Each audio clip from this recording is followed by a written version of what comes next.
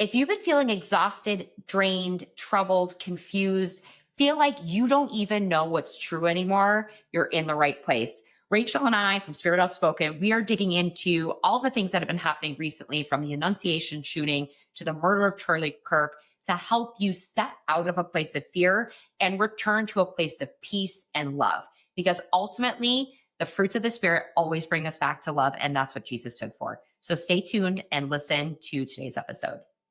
Before we dig in, make sure you hit subscribe and also check out the free resources below to help you on your spiritual journey. Let's dig in.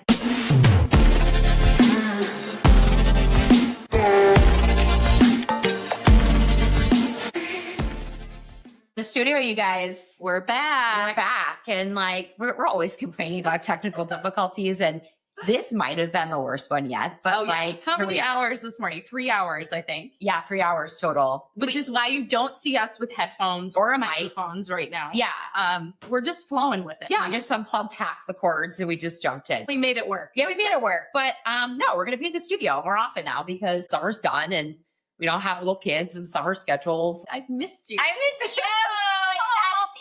There. Yeah, it's so fun. But we weren't totally expecting to do this episode. No. Actually, next week we have Megan Watterson, who's going to be amazing. But in light of everything that's been happening in our country and just how intense and elevated everything feels, we thought it was important to just come on and do a special episode where we have a very real conversation, a heartfelt dialogue about how this is impacting us personally and how we can start to use our spirituality to help us ground and show love and compassion and understanding and unity in a country that feels very divided and heightened right now. Totally. Yeah. And I let's back up. I mean, we had Annunciation. Yes. They all impact me, but this one hit home in a way that none of the others have. Absolutely. And it really, really shook both of us to the core. Yeah, it did. And I think what you're saying is true. I mean, every single school shooting that happens, I mean, typically we call each other, we cry, we're upset, right? Yeah. But this one could not have been closer personally unless it happened at our own school. I mean, to receive text messages from friends who had children at school when it took place, and to hear their firsthand accounts and to know their children and to know the families and to, like you said, be able to picture it and see it and watch those little kids sobbing in their uniforms, holding their parents after they're being reunited, knowing that their experience of school and of faith in some matters, right, will be changed forever. Yeah. So that could not have hit harder. And I think what was really hard too was that something that feels like shouldn't be polarizing is. Yeah. And you and I are not here or in the business of trying to decipher what that polarization is about. But it was hard and it was divisive. And then, not but a week later. Yeah. You know? Yeah. 2 weeks? I don't even know. Blur. It's all 2 weeks. 2 weeks. Charlie Kirk was murdered. And I don't care who you are, what your beliefs are. If you are a human being, especially if you have children, if you have a husband or a spouse, and you could not have been completely shook after seeing that. I was traumatized. And I know that that's an image that's, unfortunately, that type of violence is happening over and over and over again every single day. And yet it was pictured in HD with a million cameras, and we're watching this play out on social media. And what happens after that? It becomes a war of rhetoric and finger pointing and, everybody trying to blame everybody for everything. And it just ignited, again, such fear and division. And I think that if you are awake and paying attention and you are consuming all of this, you know that we are not united right now. Like, we are not, none of us, and I'll just speak for myself, I am 100% guilty, especially after Annunciation, of being angry and letting people know how I felt about it. Yeah. And I think that a lot of people are guilty right now of leading further in and digging further in into their own personal beliefs instead of taking this as an opportunity to wake up and be like, something is seriously fucking broken. Like, what are we doing? How is this happening that somebody can be up? And I don't care what your beliefs are. I do not care what your beliefs are. Somebody should not be able to sit in public, speak their truth, exercise their freedom of speech, and be shot in front of thousands of people. It's horrible. That is disgusting. And if we're not all collectively saying something is broken, then we're not leading with love. Yeah. You know? And I think that's where you and I are here and what we want to talk about today. Like, how do we get back to that? Or how do we at least just like help ourselves individually? Yeah, because, you know, we talked about this too on social media, that each of us had to just step away. Yeah. I was getting so much fed to me, whether it be through social media or through communication with friends or other things. It was overwhelming. It was creating so much stress, anxiety, fear, anger, all the feelings that everyone's having on both sides, Absolutely. right? No matter where you are on this, we all feel helpless and we're all heightened right now. And you and I just had to finally be like, we're stepping away. Yes. I need to like take a minute. I need to feel grass on my feet, sun on my face, spend time with my family. Absolutely. Remove myself and bring myself back down, because I was walking around with just this pit in my stomach. Yes. I think all of us are. Yes. And we've talked about offline, like this could really be an opportunity for us all to embrace our shared humanity. Mm-hmm. And if you value life, and it's not only about life, it's also about our democracy. Yeah. Regardless of, look, I didn't agree with everything Charlie Kirk said. Yeah. What happened to him is completely unacceptable. It's disgusting. It is the basis of what our democracy is built upon. Yes. We have to be able to disagree and have discourse and opinions. And actually, I have found that some of my friends who are on the complete opposite side than I am, I can at least gain understanding. I can gain perspective. We have to acknowledge too how tilted news and social media are. We were talking about this too. So my husband happens to be more fiscally conservative and socially liberal, I guess, or progressive. I probably am more left-leaning overall. But what was so fascinating during all of these things was for us in the morning over coffee to share the information that we were being fed, because it's very different on both sides. Like, for example, after Charlie Kirk, I did not get any knowledge until he shared it with me of these horrible things people on the extreme far left were doing. I mean, people trying to sell t-shirts, mocking this, people with laughing emojis in comments saying, oh, now your kids don't have a father. I mean, that is evil. I mean, that is evil, you know? And likewise for him, he doesn't see, you know, half of the things that I see that are painting like a picture. And you can start to see where both sides feel like the other side just doesn't get it, or the other side is to blame. And I like to think, even though we've kind of swung the pendulum so far in both directions in terms of our politics right now, I think most of us as human beings are on a spectrum, right? I think the extremists are the minority. They're just the loudest. They're the loudest, and they also get the most clicks. Right. And you make such a good point. So like propaganda, social media, algorithms, all of this stuff is designed to elicit a feeling of fear, sadness, anxiety. And then we're getting fed things that it's an echo chamber. You're just getting more to reinform and dig deeper into your current beliefs. Even our Google. Slanted. Absolutely. And ChatGPT, all of it to be slanted. I have to frequently, like when I really want a neutral view of something, I'll give you a perfect example, right? Like after Annunciation happened, I was understanding, like, because I have a ton of friends, so you, that are on both sides of the political fence. I wanted to have more productive dialogue. And I realized like the more I dug in on gun reform or gun safety, all they were hearing was we need to uproot the Second Amendment, right? And I was like, all right, I need to think about how I communicate differently. Yes. Because I am communicating in a way that makes total logical sense to me. But I am recognizing when I'm saying the words, their perception is reality. It does not matter how I perceive what I am saying.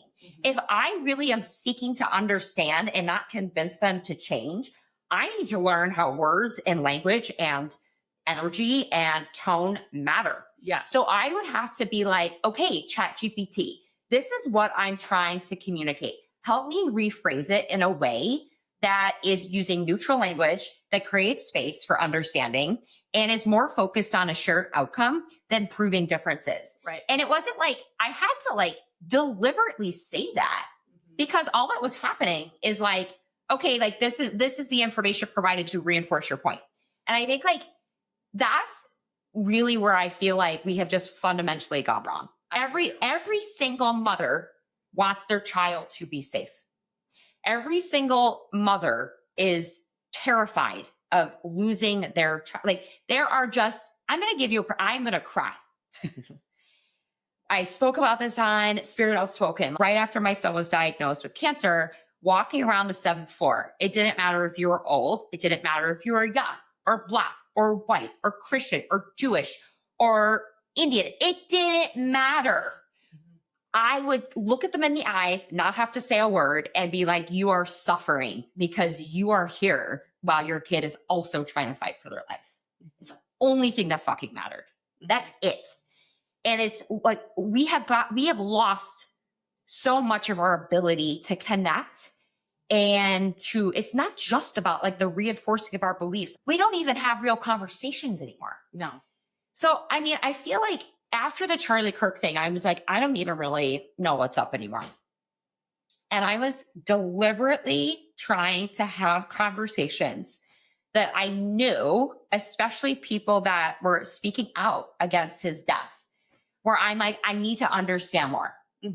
Because I don't totally perceive, like, because what you're saying, like, I think Charlie, from everything that I understand, was a wonderful father and husband and like really believed he was speaking his truth. Like I personally had some trouble with some of the things that he was saying that felt like divisive rhetoric. Yeah. But like my opinion didn't matter anymore. It was like more important for me to like seek peace by trying to understand. Does that make sense? Like It makes total. I think we've all, and maybe this needed to happen where we, it's like when your kids have a temper tantrum and they just get to a point where they're finally like so exhausted and beat that they just like kind of give up, That was how I felt after this.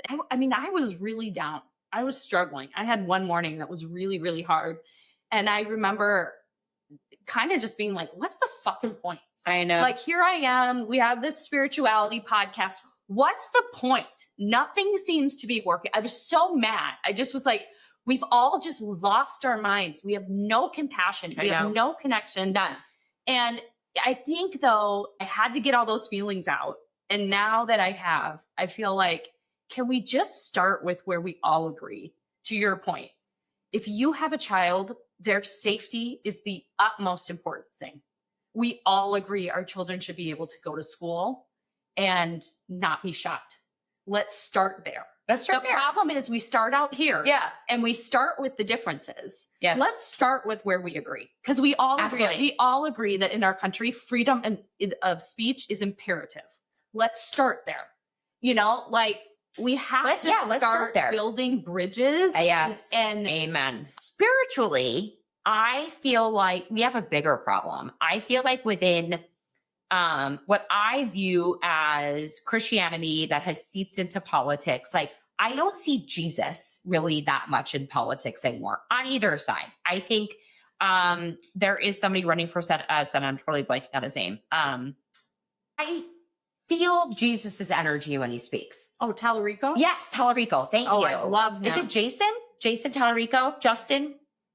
Good God. It's Tallarico. That's all I know. I'm obsessed with him. Yeah.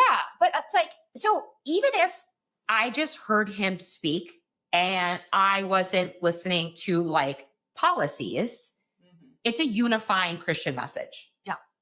And I don't always feel that way when I listen to certain Christian messages today. And I think my concern as a Christian, Yes. and much like Talarico talks about, Yes. I am a Christian, but I'm very much for separation of church and state. 100%. That is so important. Thank and you. I think what my concern is, we're starting to walk this very fine line of church leaking in to government. And I think that is we're a very scary. Okay, maybe I'm getting too political there, but you know what I mean? I think what you're trying to say is I feel it too. I think it's a really slippery slope when you start incorporating Christianity into political rhetoric. Let's just forget present times. Looking back, when the Roman Empire made Christianity the official church of the Roman state, the Roman Empire, things sort of went sideways. Right. The message started getting conflated. Things started getting more divisive. Women weren't allowed to speak at church anymore, right? Like there was this hierarchy and patriarchy, and it was really like sort of the antithesis of what Jesus came here to teach. And I would argue, and again, like I don't want people to be like, okay, this is like an anti-current administration thing. This has been repeated throughout history since Jesus was crucified. This is something that has been happening over and over and over and over again. And I think the fundamental issue is that when you use religion to enforce power or a hierarchy or a structure, that is not Jesus. I'm not telling you that you can't believe that. Like you can believe whatever religion you want. Mm-hmm. But I get frustrated when people pin it on the teachings of Jesus, when in fact, if you really go back and you look at what Jesus spoke of, uplifting the marginalized, helping the poor, helping the sick, feeding the hungry, how he exalted women. It's challenging to see what's playing out and just not feel like, have we ever known Jesus? Have we ever, as a country, like who's saying they founded themselves on Christianity, really ever known Jesus? Yeah. And the one thing I just like to point out too, when I'm having discussions with people, is remember why the British people came over here to avoid religious persecution from the King of England, right? Like, which is why they felt it was so important to make the separation of church and state. So we are not a Christian nation. No, we are a nation that was founded by Christians, which are two very different things. Thank you. That is like so well said.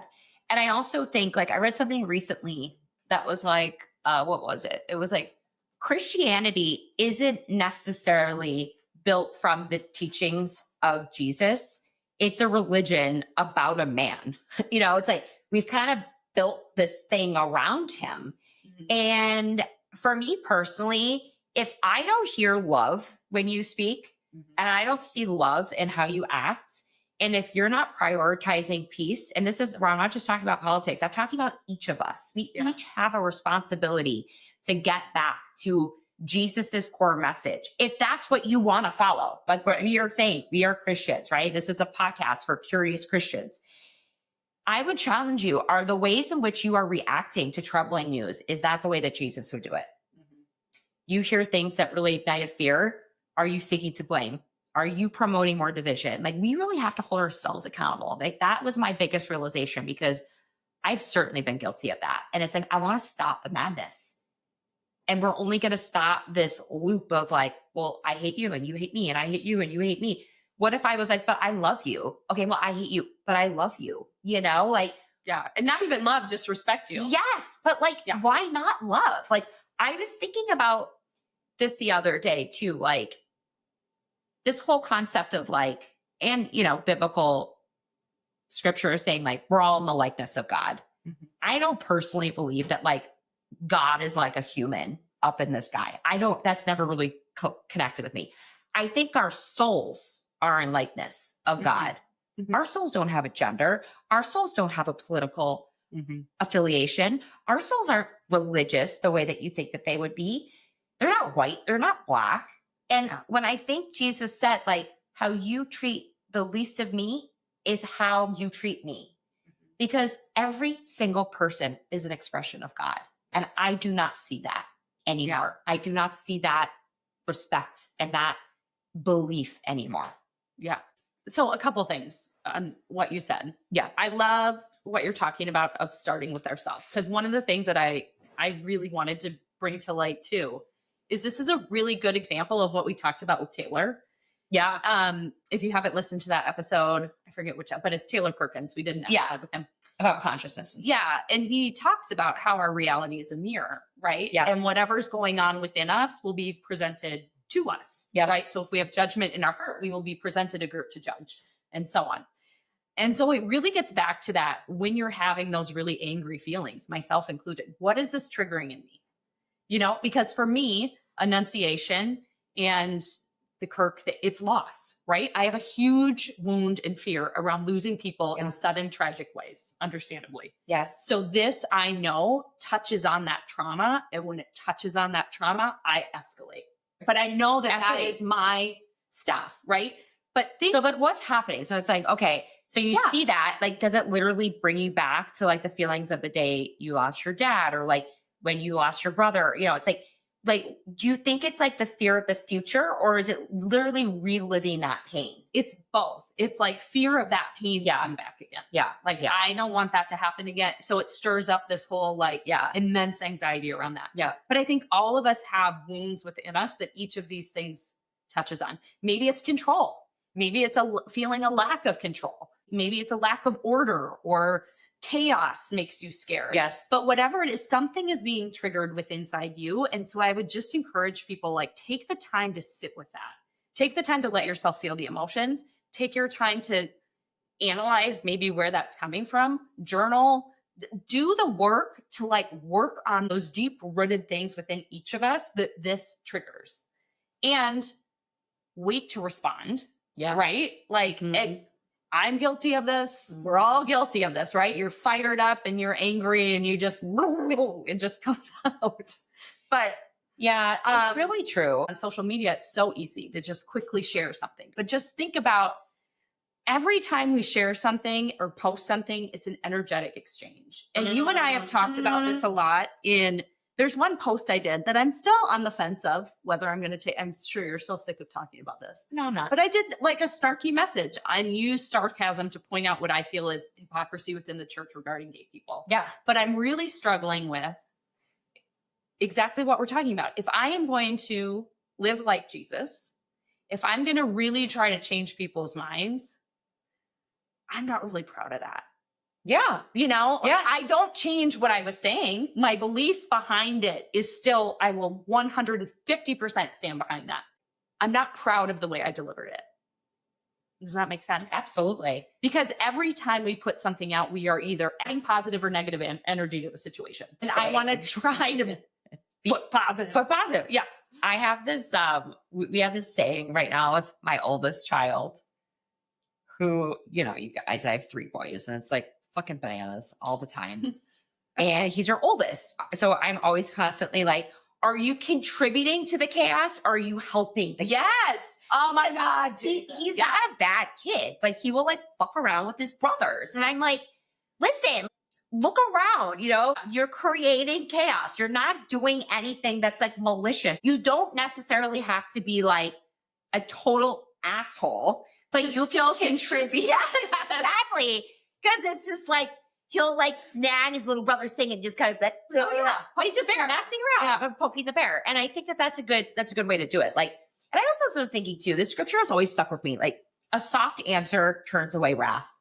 It's so true. Like, when somebody is coming at you energetically or literally or whatever, respond in love. And you're right. You don't have to love everybody. I don't mean love and like, I really like you. Cause like, trust me, there's plenty of things, like, especially like, you know, I don't like some people. Okay, I'll say it. But like, I can love them from a godlike perspective. I can believe that their soul belongs to God, is some fraction of God, and just a basic level of humanity. That's what I'm saying. I can like respect you just as a divine child of God, but also like you're deserving of basic level respect because you're a human. Absolutely. God created you, and absolutely, I can give you that. I don't have to be fake about it. It doesn't, no. But I can be kind and respectful and not rude and, you know, no tolerance. Yeah. Yes. And like there is an element of like not everything is love and light. If people Yes. are being racist or if people are using religion to oppress people, men, women, doesn't matter. Like that's a problem and that's hypocrisy. And Jesus spoke about hypocrisy a lot. Mhm. So like certainly, I mean, and I think this is more of a like, how do we continue to grow and expand in our religion and spirituality, right? And it's not religion. How do we grow beyond religion? Because I think a lot of our listeners are people who grew up in the church. Maybe it was more fundamentalist, maybe it was more evangelical or like more extreme in some senses. And they're changing their personal beliefs and they might be growing a little bit, changing and evolving. And that sometimes requires like being open minded and also like that goes both ways though. Like we have to see people where they are, right? I don't know. This is more maybe some like unsolicited advice. The majority of my life, I took things at total surface value. If I was told something by a pastor, I believed it. I was like, yeah, we don't allow that because that's sin. And that's wrong because it's a sin. And I just sort of like lived that way. And then as I grew in my spirituality, it didn't really connect with me and my intuition. Mhm. Okay. So this is more like if you're sort of like, gosh, like I'm really uncomfortable with some of the Christianity that's seeped into political rhetoric or vice versa. And I don't know, it feels divisive. It's not something that's really connecting with me anymore. I would say like lean on what Jesus was saying around identifying what's real and what's not. What's the like the fruit of the spirit. Mhm. He gives like a pretty good guide, you know, of being like peace, self-control, faithfulness, right? Love, joy. Joy, Yes. love, joy. If you're not feeling that, that's a good invitation to explore. Yes. And I want to caution people because we are getting so extreme, like being like, well, I can no longer be Christian or I can no longer belong here anymore because I don't identify with it anymore. I want to say, like, I speak for myself, like, I feel the same. And I think you've expressed similar. Mhm. Just be aware. If you feel like something's off, it's an invitation to dig into not only to what your response is to, but like, do I have to believe that? Mhm. Why is that opinion being formed? What is the scriptural evidence that's being used? Is it being used to divide us or is it used to unite us? Mhm. And I think we all need to start waking up and paying attention, you know, especially the ones that are like, I don't know about that anymore. Yeah. Don't abandon Jesus Yes. because you don't see him anymore. He's still there. Yeah. We just have to remind ourselves and each other how to get back there. Yeah. You know? Mhm. I don't know. I know. I'm really hopeful. I think a lot of us are, and then I think a lot of us have kind of lost hope, and that's okay too. But I have some we days. will endure and we will, continue praying and just do the best we can do.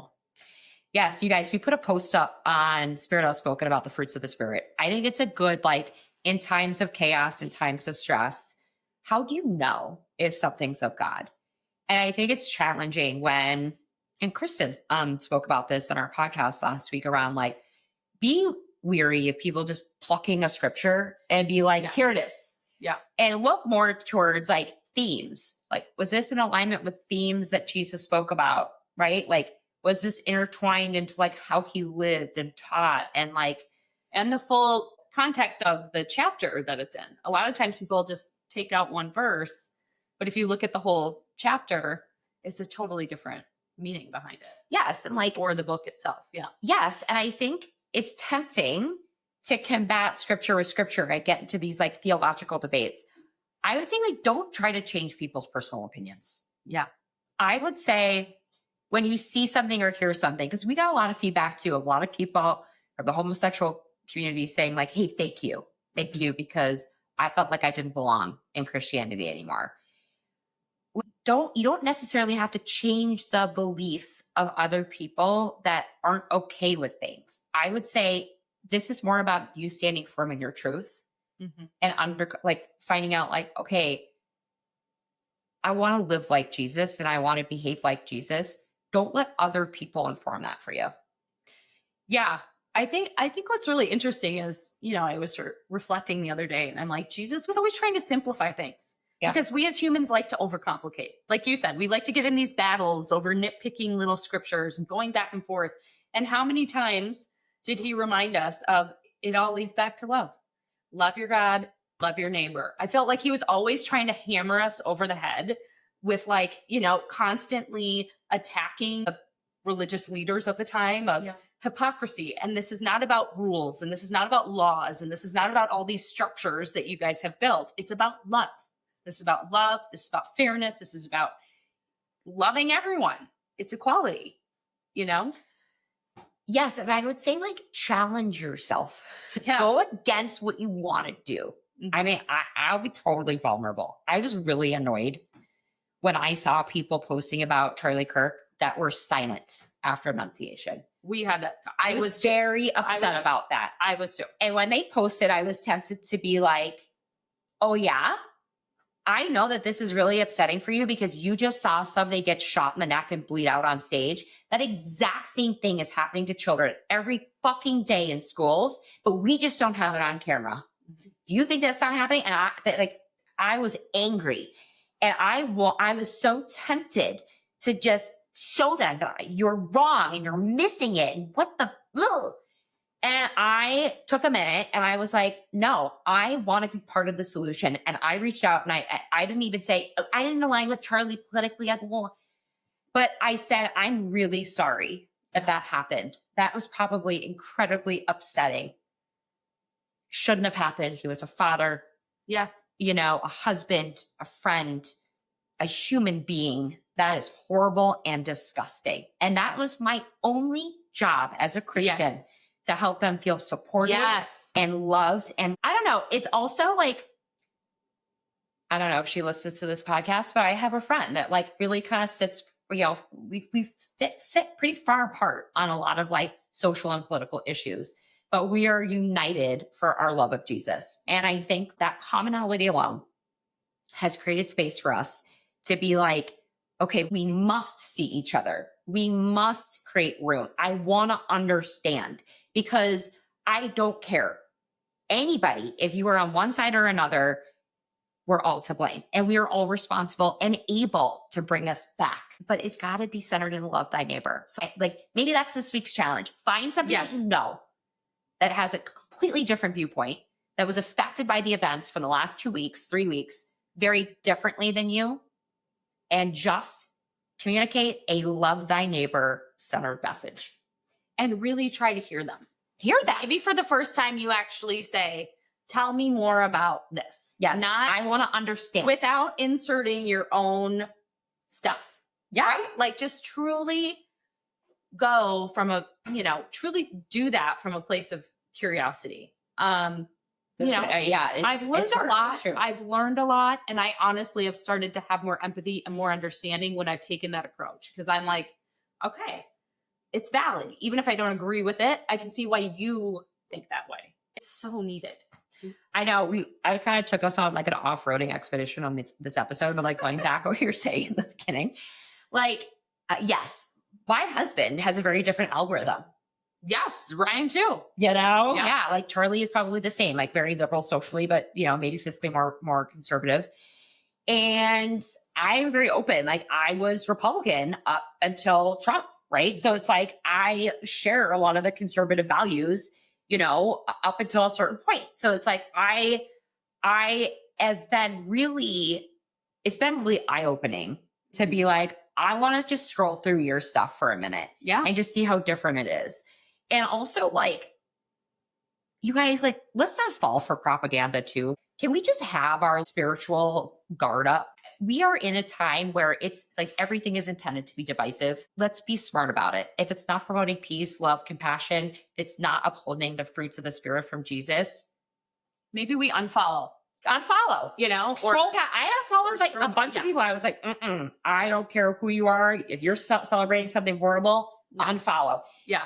That is not like a you digging up. It is protecting your spirit and your mind and your energy so you could decipher things more clearly. Because like that, I think, is our responsibility of Christians, no matter where your walk is in faith, no matter how conservative or progressive, we must protect, I think, just this one thing, love thy neighbor. Yeah. and protect your energy Yeah, as you're I know. searching, Yeah. like, because we have to understand too that social media is an energetic exchange. And Mhm. what we feed ourselves through that, it's filling our souls. I know. You know? It's true. So be and careful. informing our opinions and informing how Yes. we interact with each other. Yeah. But it really does. It all goes back to love. I know. God, what was that like our first episode? It was. Well, that's what I was thinking. I actually was thinking about that because, we talked about in that episode how there's all these different forms of love. Yeah. And I think sometimes when we hear love thy neighbor, it can feel a little BS because it's like it carries such a heavy connotation in our culture. Yes. But we forget there's so many variations and shades of love. And it can just be a basic level respect and appreciation and acceptance of their humanity and that they're God created, we're God created. Like we all have value. 100%. Yeah. It's been heavy, you guys. Oh. It's been heavy. But we love you.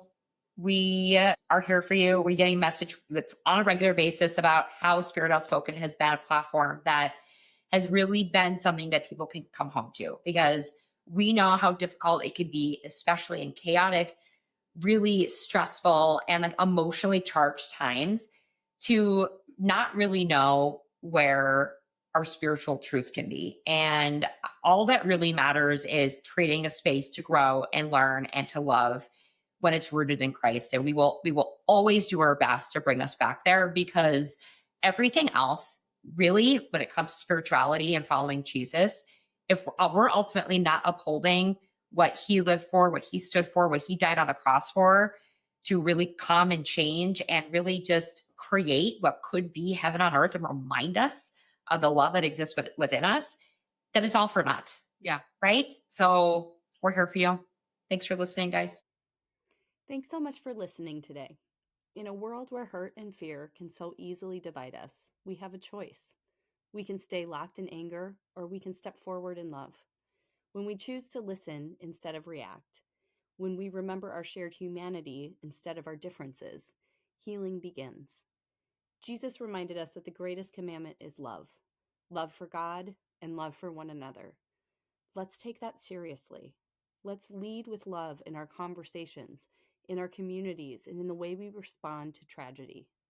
So as you leave today's episode, pause for a moment, take a deep breath, ask yourself, how can I bring unity, compassion, and hope into one small corner of my world today? We believe that the more of us who choose love over fear, the more powerful our collective healing will be. And if you'd like support in putting this into practice, be sure to check out our free downloadable resources in the show notes or on our website. It's filled with simple ways to practice compassion and peace at home this week. Until next time, may you find strength and connection, peace and stillness, and courage to lead with love.